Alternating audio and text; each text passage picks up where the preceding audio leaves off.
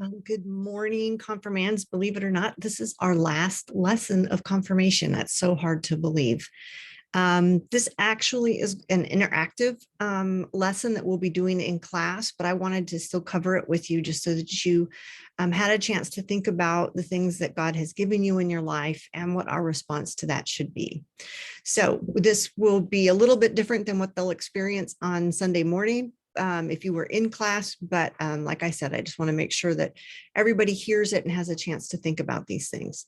So before we begin, let's see, here we go.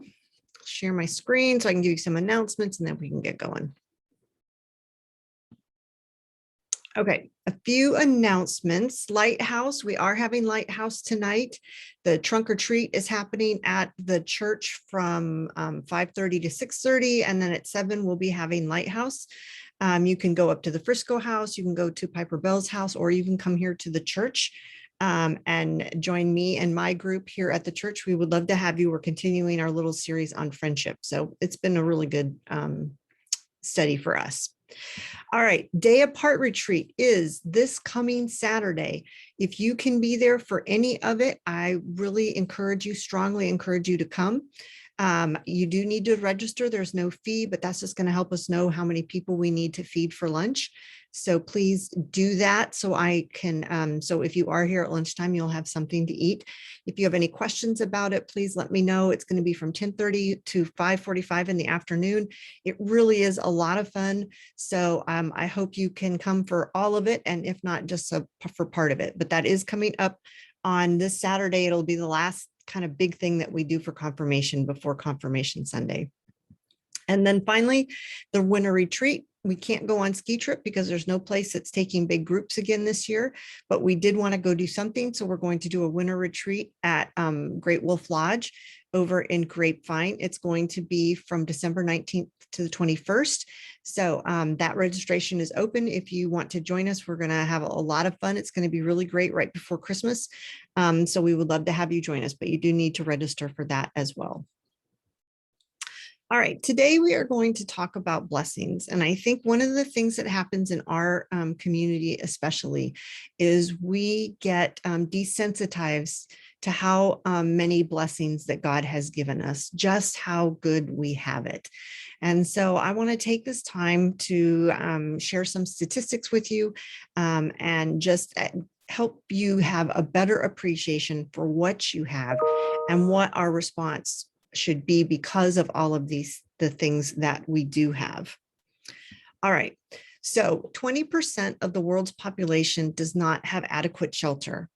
I'm assuming well, maybe you're not, but if you're watching this in your house, look around your house, think about all the things that you have there, all the creature comforts of home. Most of you probably have your own room. You have, some of you may have a pool outside. Well, all of those things, the comfort and security that comes with having a house or an apartment or someplace that is your own, you are one of the 80% in the world who have that, but 20% of the world's population does not have that adequate shelter. They don't have security. Sometimes it's just pieces of tin that are put next to each other to create some sort of shelter. So when it rains or when it's hot, they have some relief from the weather or the sun. But 20% of the population does not have adequate shelter. All right, now I want you to take a second and count up all the toilets that you have in your house. I know that sounds really weird, but count up how many toilets you have in your house. 26% of the world's population does not have adequate sanitation, meaning they don't have adequate ways to use the restroom or get really clean. I'm guessing most of you guys have at least one bathroom in your house, if not multiple bathrooms in your house. You could probably, some of you may be able to use one bathroom each day of the week if you wanted to. So I just wanted to point out to you that a quarter of the world's population doesn't have adequate sanitation.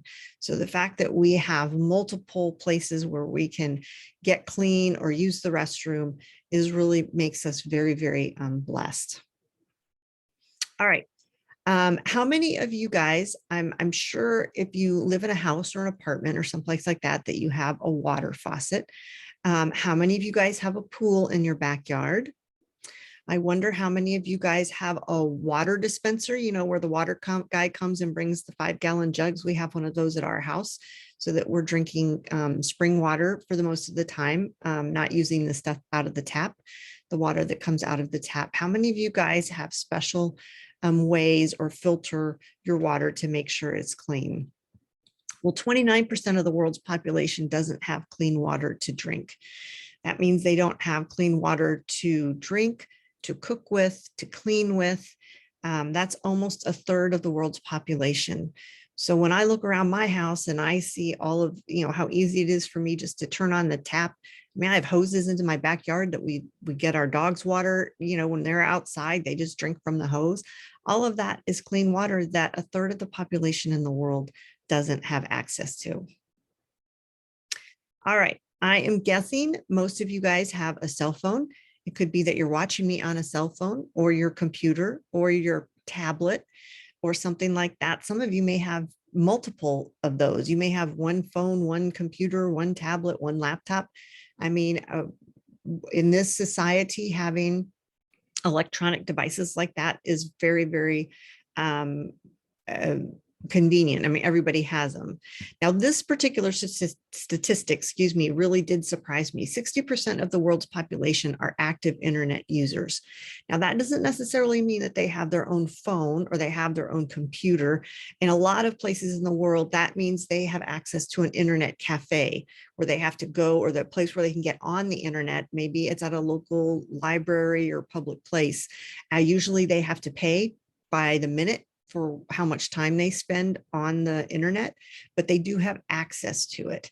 So that is one thing, but very few people have their own phone, their own computer, their own iPad or tablet or things like that. And don't even get me started on video games and video game monitors and things like that, because if you look at those statistics, the numbers plummet as far as how many kids in the world have those kinds of things. All right, how many of you guys have gone out to eat in the last week? How many of you have used DoorDash or Uber Eats or something like that, where a delivery service where they have brought the food to you? How many of you guys have had so much food on your table for dinner or whatever that you have leftovers in your fridge? And how many times are those leftovers just eventually thrown out because they're not eaten, because you've moved on to another meal or something else to eat? Well, this is where statistics really become sobering. 1% of the world's population is dying of starvation. That means they don't have enough food and they're literally dying because they don't have enough to eat. 11% of the world's population is malnourished, meaning that they don't have enough food to give them what they need to have healthy bodies, healthy physical being, healthy mental and emotional status. That's 11% of the world's malnourished. And on the opposite end of the spectrum, 22% of the world's population is overweight. They have too much food. They have too much food that they eat it all so much. I think in the United States, we tend to lean toward that end of the spectrum for a lot of the ways. I do know we have food insecurity. 1 in 7 Texans don't know where their next meal is coming from, which is why we have the storehouse downstairs here at the church. We want to help those people. But when you look around your peer group or the people in your neighborhood or your family and the people that you know, most people that we hang out with or that we know don't have any problem getting food. And if not anything else, a lot of the people we have waste food, or we have food that is that, we just eat it all instead of monitoring what we eat.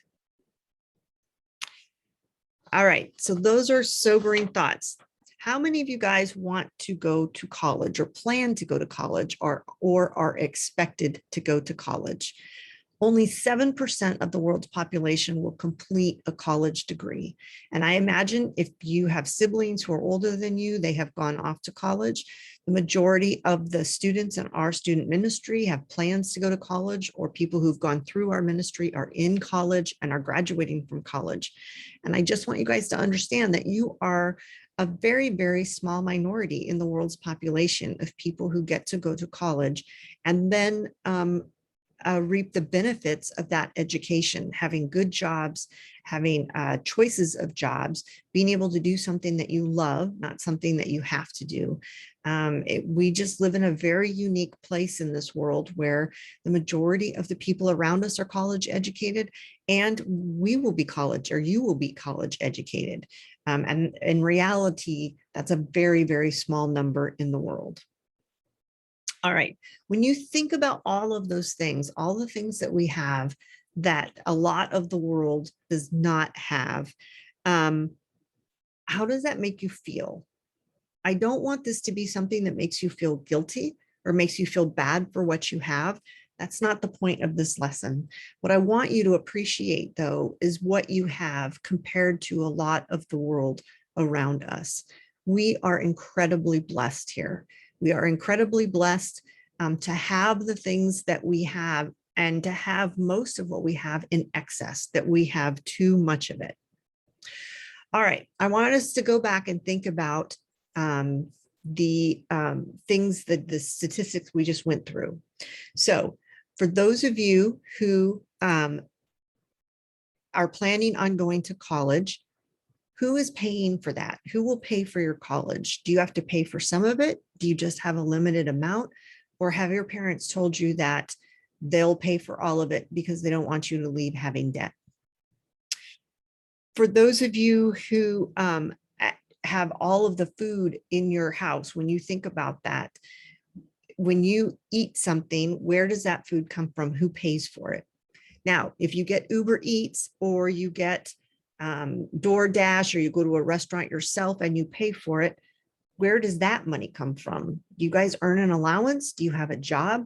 Or is most of that just money, bills that your parents will end up paying for themselves? You have a debit card for the convenience of having it, but you don't end up paying that money. That's something that your parents do. How many of you guys pay for the water and sanitation bills that come to your house? I would imagine none of you do that. That's just something that your parents take care of for you. How many of you pay for the mortgage or the rent on your house or your apartment? I would guess probably not very many of you help pay for that. That's just something that your parents do. So the other thing I want you guys to understand is that all of these blessings that you have are not really yours because of anything that you've done to earn it or to deserve it. They are blessings to you because of the family that you have been born into, the community in which you live, and ultimately that God has blessed you with these things because he loves you. That doesn't mean he doesn't love people who don't have those things, but I just want you guys to understand how fortunate you are to have all these things. And so many of the things that you have, for the most part, you don't have to pay for. You have done nothing to earn it other than to be a member of your family. And I think that's something really important to understand. How often do you acknowledge to your parents the gratefulness that you have for what they have given you? In Ephesians, it says, always give thanks to God the Father for everything in the name of our Lord Jesus Christ. Everything we have eventually comes through God. For you guys, it comes through God, through your parents, and then to you. But we should always be recognizing that everything that we have comes from God himself. In Deuteronomy, it says, celebrate all the good things the Lord has done for you and your family. Recognizing that God is the source of all the things that we have is really, really important. James 1:17 says, every good gift, every perfect gift comes from above. These gifts come down from the Father, the creator of the heavenly lights, in whose character there is no change at all. Everything that we have comes from God. And then what do we do with all the stuff that we have? I know we all have a lot of extra, we might have extra clothes, we have extra food. What is our responsibility as Christians who have an abundance of things, especially for those people who don't have anything? What is our responsibility? James tells us, suppose a brother or sister is without clothes or daily food. If one of you says to him, go, I wish you well, keep warm, be well fed, but does nothing about his physical needs, what good is it? It's oftentimes that we see people on the street, or we understand that there's a need in our community for food and clothes and things like that. And if we just say, oh, that's so nice that people give to them, but we don't do anything ourselves, what good is it? It doesn't help somebody to say, oh, I hope you can stay warm when it gets cold, and I hope you find something to eat. That really doesn't do them any good. That encouragement really isn't worth anything. As Christians, we need to take action. We need to do something. We need to see that it's the call on our lives, especially when we have an abundance of things, to give to those who are in need. Deuteronomy says there will always be poor people in the land. Therefore, I command you to be open-handed toward your brothers and toward the poor and the needy in your land. That doesn't mean give away everything that you have. That doesn't mean put yourself in a precarious position because you should give things away. But when we have an abundance of things, we should recognize that part of our responsibility as Christians is to share that, to give it away, to give it to those who are really in need. In 1 Timothy, it says, tell them to do good, to be rich in the things that they do, to be generous and to share with others. When they do these things, they will save a treasure for themselves that is a good foundation for the future.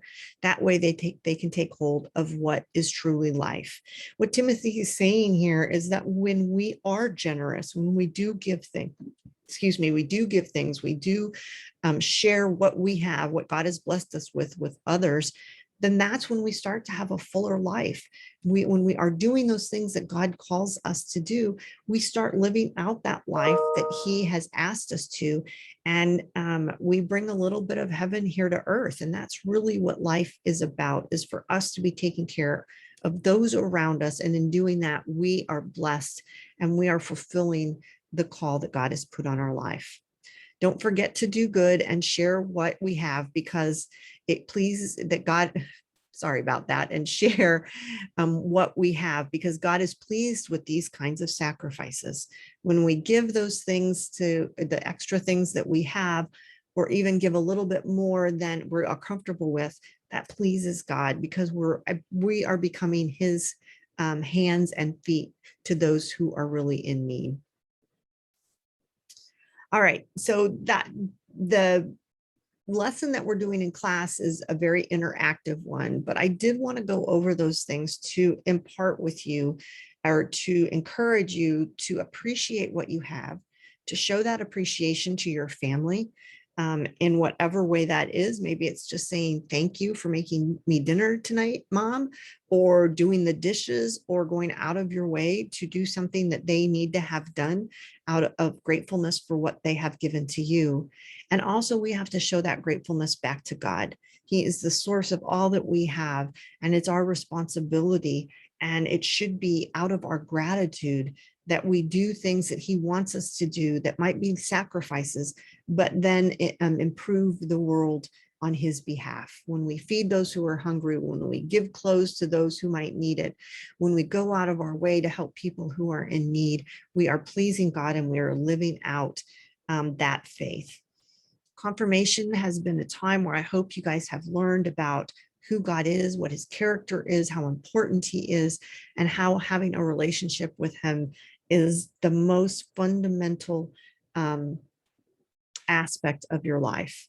And when you have that relationship, when you start to realize all that God has given you, it is only natural, we can't help ourselves, but to give that abundance over to other people who are also in need.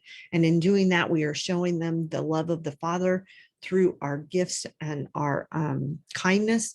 And we're showing them who He is, but we're also letting them see that there is a God out there who loves them, who cares for them and wants to and provides for them, so that maybe they may come into a relationship with God as well.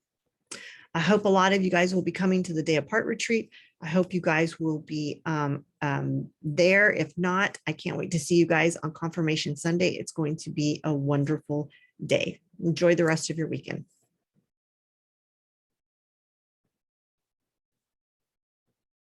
Yeah.